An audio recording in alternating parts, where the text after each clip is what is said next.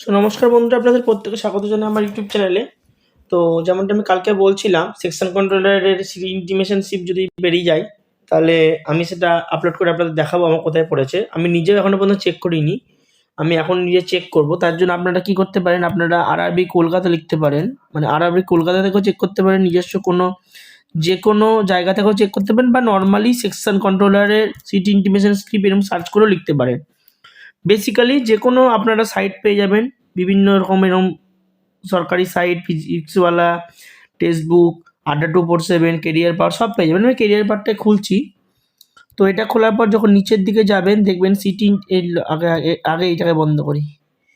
তো এরকম নামার পর দেখবেন নিচের দিকে যেই যাবেন, তো সেখানে দেখবেন সেকশন কন্ট্রোলারের click here to download RRB section controller city intimation slip. এটা যেই ক্লিক করবেন, আরআরবির এই পেজটা আপনি চলে আসবেন। এবার এখানে আপনাকে রেজিস্ট্রেশন নাম্বার এবং আপনার ডেট অফ বার্থ এই দুটোকে ইনপুট করতে হবে, এবং নিচে ক্যাপচা আছে সেটাকে ইনপুট করতে হবে, ঠিক আছে? তো আমি জাস্ট দেখি আমারটা কি আছে। তো আমারটা এন্ট্রি করা যাক। সো এটা হচ্ছে আমার রেজিস্ট্রেশন নাম্বার এবং এটা আমার ডেট অফ বার্থ। এটা মারার পর ক্যাপচাটা মারতে হবে, 73732718। তো এটা করার পর আমাকে লগ ইন করতে হবে। তো লগ ইন করার পর আমার ডিটেলসটা পাওয়া যাবে, এবং আসানসোলে আমার এক্সাম পড়েছে 11 তারিখ, ফার্স্ট শিফট, অবস্থা খারাপ। সকাল 7:30টার সময় পরীক্ষা, আসানসোলে পড়েছে। সেই আসানসোল আমাকে যেতে হবে, কোনো উপায় নেই বন্ধুরা, সে আবার খাটাখাটনি করতে হবে। এটা আমার ডিটেলস, এখানে আসানসোল দিয়ে দিয়েছে, দেখুন আসানসোল, ওয়েস্ট বেঙ্গল। 11 তারিখেই পরীক্ষা, প্রথম শিফটে পরীক্ষা পড়েছে, সেকেন্ড শিফট পড়লে একটু বেঁচে যেতাম। তো 7:30টায় আমাদের রিপোর্টিং টাইম, 8:30টায় এক্সাম স্টার্ট হবে, 9টায়। তো 9টা থেকে 11টা অবধি এক্সাম। সেকেন্ড শিফটটা হলে একটু ভালো হতো, একটু মানে ডেলি দুটো করেই শিফট আছে, সেকেন্ড শিফটে যদি হতো তাহলে খুব ভালো হতো। কিছু করার নেই, মানে বাড়ি থেকে সকালবেলায় ঘুম থেকে উঠে আমি আসানসোল পৌঁছে যেতে পারতাম, বাট সেই অপশানটা তো আর নেই, কিছু করা যাবে না। আমাকে ওইভাবে আগের দিনকে যেভাবে আমি যাই সেইভাবে যেতে হবে, কোনো উপায় নেই।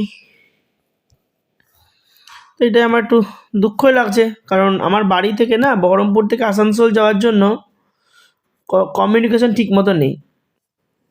তো একটু কষ্টই হয়ে যায়, চেঞ্জ করে করে বারবার করে 2-3বার করে চেঞ্জ করে যেতে হয়, তো একটু কষ্ট হয়ে যায়। তো দেখা যাক কী করা যায়, যেতে তো হবে, এক্সামটা দিতে হবে। এবার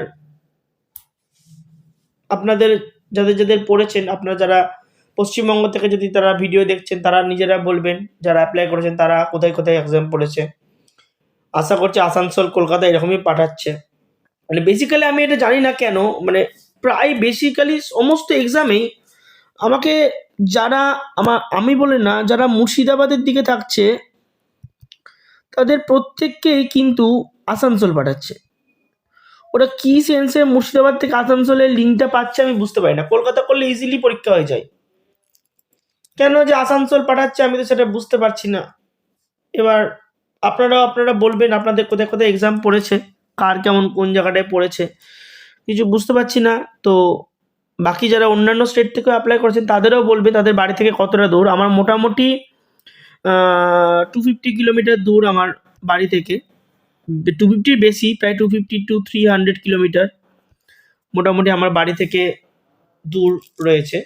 এবার দূরটা ম্যাটার করে না, আমি পৌঁছে যাব, কিন্তু প্রবলেমটা হচ্ছে যে সকালবেলা এক্সাম, আর দ্বিতীয় প্রবলেমটা হচ্ছে কমিউনিকেশন ডাইরেক্ট নেই।